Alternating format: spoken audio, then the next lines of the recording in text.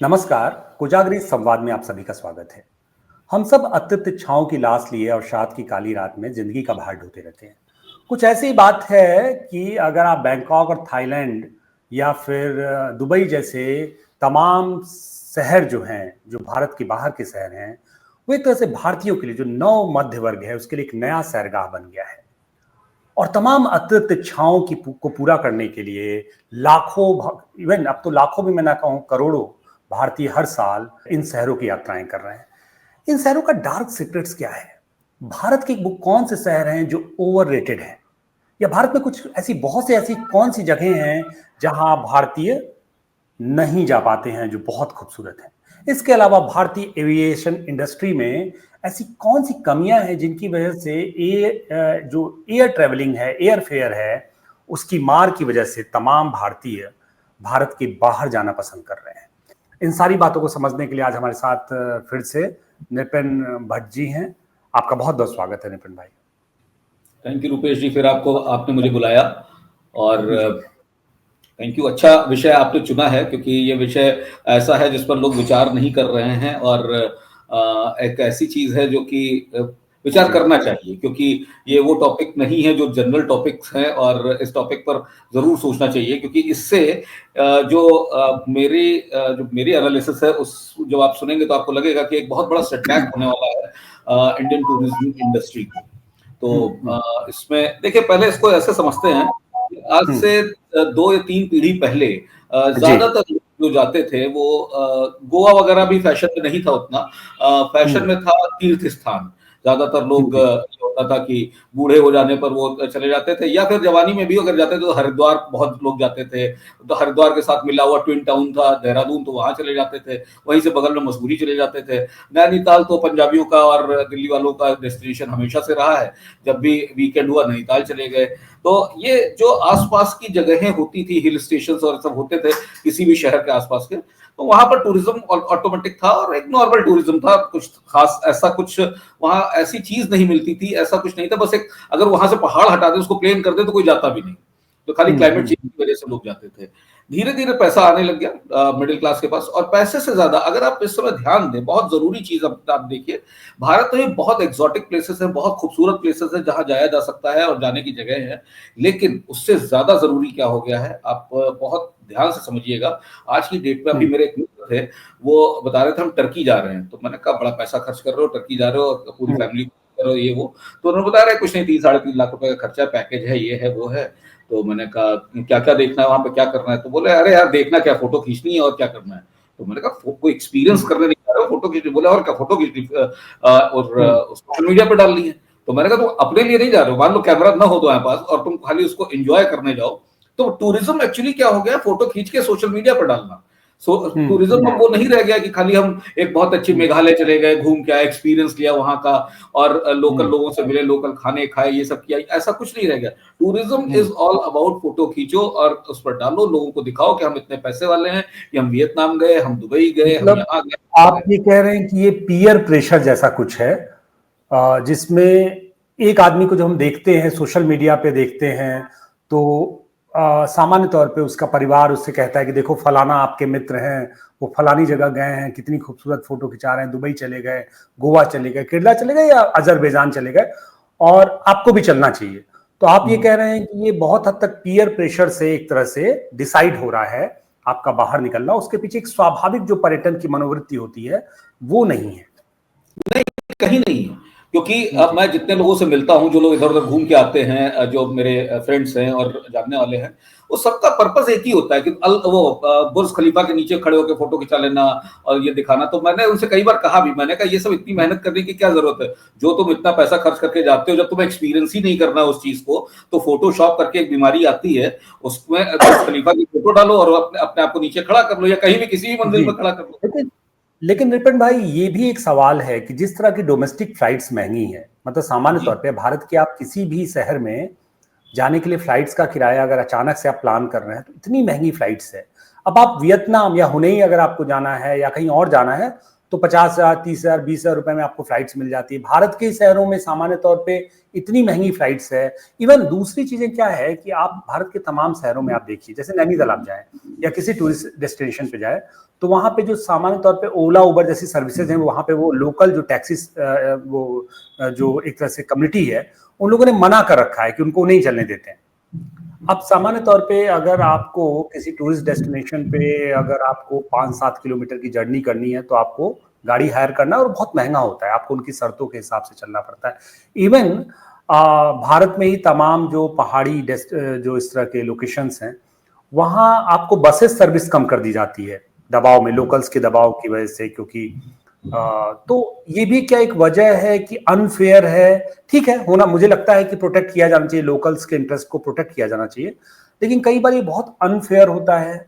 कई बार ये टूरिस्ट के लिए बहुत अनकंफर्टेबल सिचुएशन होती है कि उसको 2 रुपए की जगह पे 3 रुपया दे सकता है आदमी, लेकिन 2 रुपए के लिए 10 की जगह पे 10 रुपया देना, तो ये थोड़ा सा अनकंफर्टेबल होता है। ये भी एक बड़ी वजह है कि भारत से जो भारतीय टूरिस्ट हैं, वो जब उतना ही पैसे में अगर वो जाके बाहर चले जाएंगे, और आपने एक और बात कहा कि पीयर प्रेशर है, उनको सोशल मीडिया पे पोस्ट करना है, तो जाहिर सी बात है कि आपको भारत के किसी डेस्टिनेशन से फोटो पोस्ट करने की तुलना में किसी भारत के बाहर या यूरोप से फोटो पोस्ट करने में ज्यादा अपील करता है। नहीं, यहाँ पर बिल्कुल लास्ट वाला पॉइंट आपका मैं रोकूंगा। यूरोप नहीं जाएंगे, जनरली आपको देखेंगे हमारे यहाँ के लोगों को, ये यूरोप नहीं जाते, यूरोप महंगा पड़ता है। यूरोप में अगर आप देखिए ना, आपको अजरबैजान और तमाम जो यूएसएसआर कोलैप्स करने के बाद जो तमाम देश हैं, हाँ वो सब ठीक है, वो सब ठीक है, मूव कर रहा है।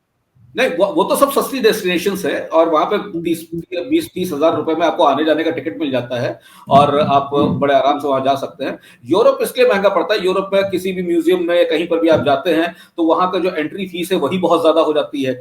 आप टैक्सी में ट्रेवल करते हैं, वही बहुत ज्यादा है। वहां के पैकेज टूर काफी सस्ते पड़ते हैं, लेकिन फिर भी इन सब जगहों से बाकू जाएंगे आप, या वियतनाम जाएंगे, या आप और भी जो नेबरिंग कंट्रीज हैं, या जो जहां पे 30-40 हजार तक का किराया है वहां जाएंगे, तो ये जो डेस्टिनेशन है ये आपको हर हालत में बहुत सस्ते पड़ते हैं यूरोप से। तो जनरली जो लोग अभी जा रहे हैं, उनके पास जो नया पैसा आया है, उससे वो यही अभी आसपास की ही लोकेशंस पर वो जा पा रहे हैं, उसी को अफोर्ड कर पा रहे हैं। दूसरी आप कुछ डार्क सीक्रेट्स जैसी बातें भी तो हैं। देखिए, ऐसे यूं ही कोई बैंकॉक और दुबई तो नहीं जाता है। देखिए, मतलब दुबई और बैंकॉक तो फेमस है डार्क सीक्रेट्स के लिए, उसमें कोई बात नहीं है, सभी जानते हैं और सब अपनी लालसाओं के लिए वहां जाते हैं। बैंकॉक आपकी, अगर आप अपनी वाइफ से कहें कि मैं बैंकॉक अकेले जाना चाहता हूं, तो रिएक्शन देख लीजिएगा आप, तो आपको खुद ही पता चल जाए। डार्क सीक्रेट बोलने की जरूरत ही नहीं है, सारे सीक्रेट सबको मालूम है। बैंकॉक का जो बैंकॉक एज अ प्लेस किस लिए फेमस है, तो दुबई का भी वही हाल हो गया है, क्योंकि वो इंटरनेशनल मंडी है। तो अच्छा, ये बताइए, पुरानी बॉलीवुड की फिल्मों में, मैं थोड़ा सा सवाल को, और पुरानी बॉलीवुड की फिल्मों में अक्सर विलेन जो होता था उसका सेंटर होता था हांगकांग। पिछले 10-20 सालों से जितने भी इस तरह के माफिया हैं या जो डार्क फोर्स होता है, उनका सेंटर होता है बैंकॉक और दुबई। और फिल्में तो वैसे भी आईना होती हैं समाज की। क्या है कथा, ये पूरी कहानी क्या है? नहीं, कोई कथा नहीं है। उस समय ये जिस समय हांगकांग हुआ करता था, हांगकांग वाज प्रीटी डेवलप्ड, और ये सब जो थे बैंकॉक और दुबई, ये बन रहे थे, अंडर कंस्ट्रक्शन थे, तब ये चल रहा था काम इनके यहाँ। मतलब तब सोचा जा रहा था इसको कैसे डिजाइन करें, क्या बनाए क्या नहीं बनाए। लोग आ रहे थे, शाहरुख खान जैसे लोग बड़े हो रहे थे, उनका पैसा आ रहा था, वो ब्रांड एम्बेसडर अब बने जाके। तब बहुत दुबई, अगर आप 10 साल पहले कब दुबई आप देख लीजिए, गूगल कर लीजिए, फोटोग्राफ्स आप देख लीजिए, क्या था 10 साल 15 साल पहले दुबई, कुछ भी नहीं था। तो उस समय तो हांगकांग एक डेस्टिनेशन हुआ करता था। इट इज नॉट लाइक कि ये अचानक, उस समय भी थे और उस समय हांगकांग को प्रेफर किया जा रहा था, ऐसा कुछ नहीं, ये थे ही नहीं, इनका एग्जिस्टेंस ही नहीं था उस समय, इनके ऊपर कोई फोकस ही नहीं करता था। धीरे धीरे इनके ऊपर फोकस होना शुरू हुआ, जब तो पुरानी जगह बेकार हो जाती है, फिर आदमी नहीं जाता। अब आपसे कोई कहे कि छतरपुर चले जाओ मध्य प्रदेश में, या कोई कहे कि मतलब ऐसे एक्सोटिक लोकेशन, तो आप नहीं जाएंगे, आप बेटर जगहों पर जाना पसंद करेंगे, जहां पर जाके कोई आपको अच्छा एक्सपीरियंस मिले, अच्छे होटल्स मिले, अच्छे बार मिले, अच्छे खाने की जगह मिले। तो ये सब तो डिफरेंसेस रहते हैं। अच्छा, ये सब नई जगह थी, जैसा कि एक साइकोलॉजी होती है, जब नया रेस्टोरेंट खुलता है तो उसमें बहुत भीड़ होती है, तो उसी तरीके से दुबई और ये बैंकॉक जो है ये नए होटल की तरह है। हर आदमी जाना चाहता है, देखना चाहता है, कह रहा है एक आदमी का अगर 40-50 हजार रुपए में आना जाना हुआ जा रहा है और 40-50 हजार रुपए खर्च करके वो 3-4 दिन रह के भी आ रहा है बिल्कुल 5 स्टार लग्जरी में, तो क्या बुरा है। और मतलब 4 लोगों की फैमिली 4 लाख रुपए में, 4 लाख रुपए में तो इतना बढ़िया टूर हो जाएगा कि आप सोच भी नहीं सकते। तो चीजें चेंज हो रही हैं। दूसरी एक जो सबसे बड़ी अंडरलाइन प्रॉब्लम है वो ये है कि आप यहाँ के जो डेस्टिनेशन, टूरिस्ट डेस्टिनेशन इंडियन है। पहली चीज तो जो एविएशन की बात की, हवाई सफर की जो आपने बात की, इंडिया में कोई अब कंपटीशन नहीं है। जो पहले एक कंपटीशन हुआ करता था हवाई जहाज का, इस समय इंडिगो के अलावा कोई और आपको फ्लाइट मिलेगी नहीं पूरे इंडिया में। राइट। तो जब तक कंपटीशन नहीं आएगा तब तक प्राइसेस नहीं गिरेंगे। ये एक सिस्टम है डिमांड एंड सप्लाई का। तो इस समय एक टाइम स्पाइस जेट हुआ करती थी, और भी थी, किंगफिशर भी थी, और भी बहुत सारी थी, तो सबको एक प्राइस वॉर था।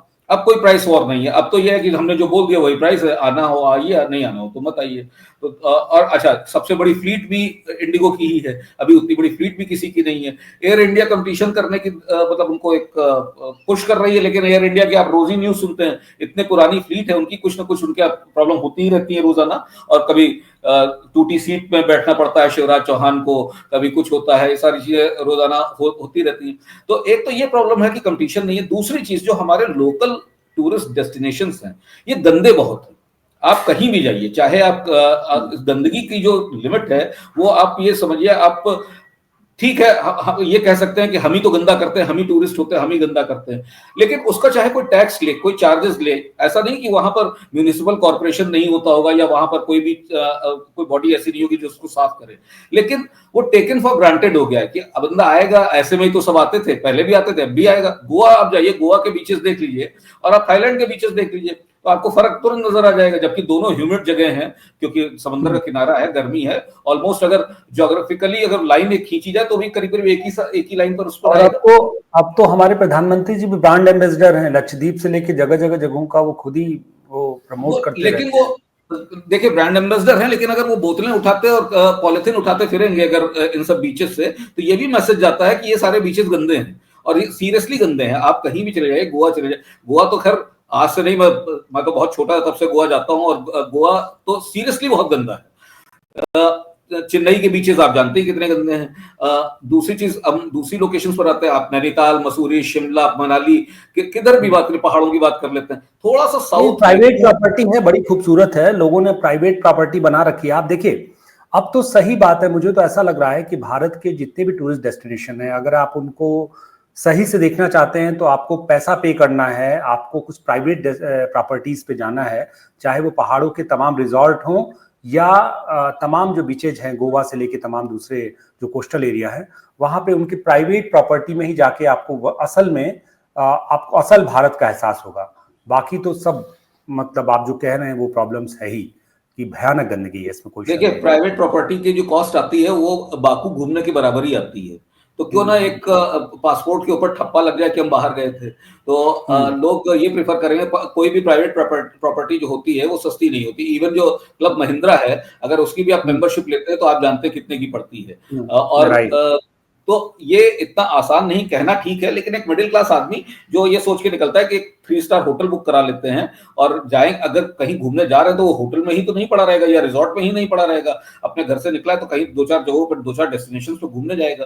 तो जब वहां वो जाता है, वो गंदगी देखता है, उसके साथ जो ट्रीटमेंट होता है वो देखता है। वही साउथ आप चले जाते हैं तो कोई आपसे हिंदी में बात नहीं करता, इंग्लिश में बात करता है। नॉर्थ में कोई आ जाता है तो यहाँ पर अलग तरीके के क्योस हैं, अलग तरीके की समस्याएं हैं। तो सब लोग कुल मिलाकर इतने ज्यादा यहाँ पर प्रॉब्लम्स हैं कि टूरिस्ट को टूरिस्ट की तरह ट्रीट नहीं किया जाता है। टूरिस्ट को एक आंखों पर बिठा के जो रखना चाहिए, जो इन कंट्रीज ने किया, जिन कंट्रीज की आप बात कर रहे हैं, इन्होंने टूरिस्ट को प्रोडक्ट समझा, और प्रोडक्ट को समझ के इनको समझ में आ गया कि इसको हमको बहुत अच्छे से संभाल के रखना है, इसको अट्रैक्ट करना है, इसको बहुत सारी फैसिलिटीज देनी है, तभी हम कमा पाएंगे। उनकी इकोनॉमी आजकल इसी पर चल रही है। हमारी इकोनॉमी चलाने के लिए बहुत सारे फैक्टर्स हैं, लेकिन दुबई में अगर टूरिस्ट न जाए तो दुबई बंद हो जाएगा, दुबई में मैचेस नहीं होंगे। आपकी आवाज नहीं आ रही। जिस तरह का वेदर है बैंकॉक या थाईलैंड में, भयानक ह्यूमिडिटी और तमाम दूसरे तरह की दिक्कत। आप दुबई में भी जैसे एयरपोर्ट के बाहर निकलते हैं, अरे बहुत धूल है, धूल की आंधियां हैं, और जाहिर सी बात है उसकी तुलना में भारत के तमाम शहर शायद जन्नत नजर आए। बिल्कुल। क्या अगर सेक्स टूरिज्म जैसे जो एक फैक्टर है जिसकी वजह से लाखों भारतीय, आपको अगर बैंकॉक की फ्लाइट या बैंकॉक शहर में एयरपोर्ट पे आप उतरे तो ऐसा एक बार भ्रम हो जाएगा कि आप भारत में ही हैं क्या। हम्म। बैंकॉक के तमाम मार्केट में आपको एक भ्रम होगा कि क्या आप इंडिया में ही हैं क्या। क्या ये एकमात्र वजह है जिस वजह से इतना बड़ी संख्या में टूरिस्ट जा रहा है, या कुछ और भी वजह है? देखिए, ये वजह बहुत पहले से है, ये आज से नहीं। वो जो हांगकांग में जो बुरे लोग रहते थे वो भी इसी वजह से जाते थे, ऐसा नहीं है। लेकिन जब वो बिजनेस हांगकांग, की संभावनाएं भी थी, बाकी चीजें भी था, हाँ, लेकिन ये जो लालसाओं के लिए जो टूरिज्म है, वो टूरिज्म ऐसा नहीं है शुरू से नहीं, बहुत पहले से नहीं, बहुत पहले से है। लेकिन हुआ क्या, दो दो फैक्टर्स ने इसको बढ़ा दिया। कारण क्या था? एक तो आबादी बढ़ी, तो और ज्यादा लोग हुए, ज्यादा ज्यादा लालसाएं हुई तो ज्यादा लोग जाने लग गए। दूसरा फैक्टर ये हुआ कि सबके जिनकी लालसाएं थी उनके पैसा भी था, तो वो और अच्छा, एक बार आप देश के बाहर निकल गए, ये सारी सुविधाएं जो है लालसाओं वाली अगर देश में करेंगे तो कहीं ना कहीं डर लगता है पकड़े जाएंगे, तो बदनाम हो जाएंगे, ये हो जाएगा, वो हो जाएगा। वहां पर पकड़े जाने का कोई सिस्टम ही नहीं, क्योंकि वहां सब कुछ ओपन है और सब कुछ गवर्नमेंट के रेगुलेशन में है। तो गवर्नमेंट खुद ही इस चीज को प्रमोट करती है, क्योंकि टूरिस्ट आना चाहिए चाहे जैसे है। तो ये चीज यहाँ पॉसिबल नहीं है। मैं इसको थोड़ा समझने की कोशिश मैंने भी की। अच्छा, ये समझ में आता है कि यूरोप और यूएस जैसे देशों में जहां एक तरह से शादियां बहुत लंबी चलती नहीं है, मैक्सिमम लोग 40-45 साल तक होते होते या तो अलग हो जाते हैं, खासकर पुरुषों की स्थिति। महिलाओं के जीवन में तो फिर भी एक दूसरी स्थिति है। तो पुरुषों का क्या होता है, रिटायरमेंट के बाद उनके जीवन में एक बहुत खास तरह की एक अकेलापन या तन्हाई होता है। वो उसको दूर करने के लिए इस तरह के सस्ते जो एशियाई देश हैं उनका रुख करते हैं, और उनके पास बहुत ह्यूज मनी होता है, बहुत पैसा होता है, और जाहिर सी बात है वो अमेरिकी जैसे देशों में या मतलब यूरोप और अमेरिका जैसे के उत्तरी नॉर्थ अमेरिका जैसे देशों में उतनी ह्यूज मनी के बावजूद भी उनके जीवन में एक बहुत अकेलापन या तन्हाई होता है। उसको दूर करने के लिए वो थाईलैंड और इस तरह के कंबोडिया और दूसरे देशों में जाते हैं। भारत में उस तरह की स्थिति नहीं है। भारत को अगर देखा जाए तो ये बहुत बड़ा अंतर है। यूरोप और अमेरिका से आने वाले जो मैक्सिमम लोग होते हैं वो प्रौढ़ होते हैं, वयस्क होते हैं या बुजुर्ग होते हैं इन देशों में आने वाले। लेकिन भारतीयों को देखा जाए तो ये मैक्सिमम जाने वाले लोग यंग होते हैं। मैं इसको थोड़ा सा और आपसे समझना चाहूंगा, खासकर जो कल्चरल चेंज है, जो खास तरह का एक जो सांस्कृतिक बदलाव है, उसकी ओर भी मैं थोड़ा चाहूंगा कि आपका कमेंट आए। फिर इस विषय के दूसरे हिस्से में भी हम चलेंगे, कुछ दूसरे एक सवाल। देखिए, भारतीय जो जाते हैं, पहली चीज तो ये समझ लीजिए, यहाँ पे जो ग्रुप्स होते हैं, मैरिड या अनमैरिड जो भी पुरुष जाते हैं इन सब जगहों पर, वो अ, एक एक इस तरह का उनका कंसेप्ट होता है कि this is not something very wrong. ये तो ठीक है। इसको इस तरीके से हमारे जो जानने वाले हैं वो इस तरीके से एक्सप्लेन करते हैं कि यार रोजाना घर पर दाल रोटी कौन खाता है, कभी कभी तो हमको बाहर होटल का अच्छा खाना खाना चाहिए। तो ये बिल्कुल सिंपल उसी तरीके से इसको लेते हैं, और वो इसलिए जाते हैं कि वो बाहर का थोड़ा सा स्पाइसी खाना खाना चाहते हैं। और कोई इसमें कोई वो इसको कोई बहुत बुरा नहीं मानते हैं, उसमें कोई मॉरली इसको गलत नहीं मानते हैं। और बस ये है कि फ्रीडम मिल जाती है वहां पर, जो यहाँ नहीं मिलती। यहाँ डर रहता है, वहां डर नहीं रहता है, इसलिए जाते हैं। तो कल्चरल चेंज तो आए ही हैं समाज में। आप जानते हैं मॉरल वैल्यूज सारी गिर गई हैं, बहुत खत्म हो गई हैं। तो ये कोई बहुत बड़ी बात नहीं है। और यहाँ पर बहुत जो जो तबका जाता है उसकी सोच यही है, जो मैं बता रहा हूँ वही सोच है, उसको और कोई सोच नहीं, हिपोक्रेसी का भी मामला है भारत में, तो सब हो ही रहा है, लेकिन वहां खुलेआम हो रहा है, इसलिए शायद आई थिंक मुझे वो एक अलग चीज है। लेकिन हिपोक्रेसी का मामला नहीं है। एक और जो मैंने बताया, फोटो खिंचाना, फोटो खिंचा के उस पर डालना, फेसबुक पर और इंस्टाग्राम पर डालना, वो बहुत बड़ी चीज। मेरे बहुत सारे जानने वाले सिर्फ विदेश जो जाते हैं वो इतनी सारी किश्तों में फोटो डालते हैं। जैसे अभी डाली उन्होंने, एक महीने में 5, 10, 20 फोटो डाल दी, फिर उन्होंने 3-4 महीने बाद फिर से डाली, ऐसा लगेगा आप दोबारा गए वो। और फिर तिबारा गए, इससे मतलब वो दे मैनिपुलेट, मतलब वो लोगों को दिखाते हैं कि देखो भाई हम तुमसे कितने बड़े हैं, तुमसे हम कितने महान हैं कि हम कहाँ कहाँ नहीं घूमते, क्या क्या नहीं करते। अच्छा, दुबई को, जहां तक दुबई में सारे सैरगाह जो है, दुबई भी भारतीयों का बहुत बड़ा है। लेकिन दुबई में जो मुझे समझ में आता है कि खास तौर पे जो एक श्रमिक वर्ग गया है भारत से काम करने के लिए, जो भारत से जाके बहुत लोअर इनकम ग्रुप है, जो बहुत छोटी आय पे काम करता है, 35, 50, 40 हजार रुपए की नौकरी करता है, 25 हजार रुपए की नौकरी करता है, वो आके अक्सर एक माहौल बनाता है दुबई के बारे में। दुबई की जो पूरी की पूरी समझ बनी है ना, सामान्य जो नया नया मध्य वर्ग आया है, जो या निम्न वर्ग से जो जिसका एक तरह से ट्रांजिशन हुआ है मध्य वर्ग की तरफ, उसके बीच दुबई को एक खास तरह, जैसे वो कहते हैं ना कि कोल्ड ड्रिंक, हम लोग पानी की जगह कोल्ड ड्रिंक पीते हैं, वहां पे पानी है ही नहीं तो करेंगे क्या। तो वो एक खास तरह का एक शहर के बारे में मिथ गढ़ा गया है। और दूसरा ये है कि जाहिर सी बात है, रियल एस्टेट को लेके और तमाम दूसरे चीजों को लेके भारत के बहुत से लोगों के लिए निवेश का एक बहुत बड़ा वो एक सेंटर बनता जा रहा है। और एक ऐसा जगह जो है तो भारतीय, क्योंकि भारतीय एक तरह से उसको ये कहा सकता है कि भारत का आंगन हो चुका है दुबई। हर आदमी जिसके पास बहुत पैसा है वहां प्रॉपर्टी में निवेश करता है, कुछ करता है, बिजनेस डाल देता है। अब आप अपने बहुत से मित्रों के बारे में सुनेंगे कि वो जाके दुबई में उन्होंने फलाना धंधा खोल दिया, फलाना चीज कर दिया और कुछ काम धाम डाल दिया। तो क्या दुबई जो है वो कुछ ओवररेटेड नहीं है? नहीं, कुछ ओवररेटेड नहीं, काफी ओवररेटेड है। बस अब ये कहते हैं कि रेगिस्तान में नखलिस्तान, वो उसकी किस्मत कुछ ऐसी थी, समंदर का किनारा था और वहां पर जब धीरे धीरे उसको बसाना शुरू किया तो इंडियन ही लेबर जाता था मोस्टली, क्योंकि इंडिया और श्रीलंका और बांग्लादेश और पाकिस्तान के लेबर, टैक्सी ड्राइवर, ये सब जाते थे और वो आके ग्लोरीफाई करते थे, यहाँ पर डेफिनेटली ग्लोरीफाई करते थे कि वहां ऐसा है, वहां ऐसा है। लेकिन उससे उस तबके को फर्क नहीं पड़ा, जो इन्वेस्टर था उसको फर्क नहीं पड़ता था, उससे और लेबर्स को ही फर्क पड़ता था कि यार हम भी चल के वहां पे काम करते हैं। लेकिन वहां के जो शेख थे, जो वहां के राजा थे, जो वहां के जो उनको ये समझ में आने लग गया था कि दुबई को अब हम एक टूरिस्ट डेस्टिनेशन बना सकते हैं, अब इसको हमें उस तरीके से डेवलप करना चाहिए जो यहाँ पर यूनिक चीजें हों, तभी लोग आएंगे। जैसे उन्होंने वो पाम वाला जो कॉलोनी बनाई है जो समंदर के अंदर, तो एक यूनिक कंसेप्ट था कि समुद्र को पहले पीछे हटाया जाएगा, फिर वहां पर उसमें मिट्टी डाली जाएगी, उसके डॉक्यूमेंट्रीज आती हैं, अभी आप देखिए बहुत सारे लोग दिखाते हैं, उसकी डॉक्यूमेंट्रीज बनती हैं। फिर उसको पाम के शेप में वो पूरे की पूरी एक बहुत बड़ा ह्यूज वो बनाया गया, सिस्टम बनाया गया, जिसमें शाहरुख खान ने भी इन्वेस्ट किया था। फिर उसके बाद एक वो शिप टाइप की बिल्डिंग बनी, उसको बहुत उन्होंने ग्लोरीफाई किया। फिर उसका ये बुर्ज खलीफा बना, तो बुर्ज खलीफा भी अपने आप में एक आइकॉनिक वो बन गई।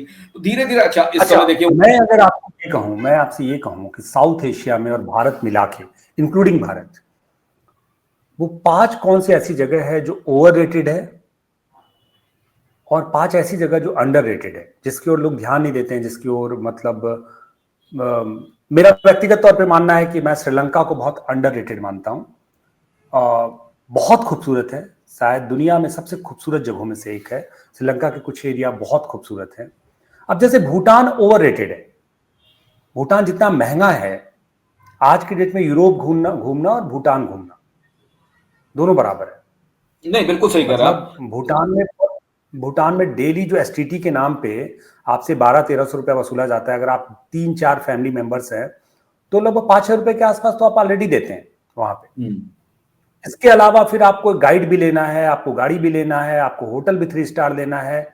तो एक दिन का खर्चा बहुत आराम से, अगर 4-5 लोग हैं तो आपके खर्चे बहुत आराम से 15,000, 18,000, 15,000 रुपए के आसपास आ जाता है भूटान जैसे। ये बहुत होता है, मतलब इतने में आप यूरोप घूम सकते हैं अगर वीजा, फीस और बाकी चीजें हटा दिया जाए फेयर। तो भूटान बहुत महंगा आ चुका है। तो मुझे लगता है कि भूटान ओवररेटेड है, श्रीलंका अंडररेटेड है। भारत में 3-4 ऐसी जगह हैं जो आपको लगता है कि जहां लोगों की निगाहें कम जाती हैं, लोग कम पहुंच पाते हैं, और वो जगहें जो है वो एक तरह से अंडररेटेड है। पहले तो अंडररेटेड फिर ओवररेटेड की बात करते हैं। आपसे 3-4 ऐसी जगह जहां आप गए हो और आपको लगा हो कि वाकई जाना चाहिए और लोगों से मिसिंग है। देखिए जगह बहुत अच्छी हैं, लेकिन वही डिस्टेंस, एयर फेयर और इन सब की वजह से वो अंडररेटेड शायद रह गई। जैसे सिक्किम हो गया, नॉर्थ ईस्ट में सिक्किम है, बहुत ही खूबसूरत है, बहुत ही अलग है, बिल्कुल अलग कल्चर है, बिल्कुल सही चीजें। सस्ता भी है, बहुत सस्ता है, बहुत सस्ता है, लेकिन लोग नहीं जाते हैं सिक्किम में। सिक्किम मेरे हिसाब से अगर आप उत्तराखंड के गढ़वाल और बाकी जगहों की तुलना में सिक्किम, ये नो डाउट सस्ता है। हाँ, सिक्किम सस्ता है। और दूसरी जगह मुझे दिखती है जो tribal areas of Madhya Pradesh, जो कि किसी ने नहीं टच किए हैं, कोई नहीं जानता है, कोई जैसे मैं आपको बताऊं, बड़ी खूबसूरत खूबसूरत जगह हैं।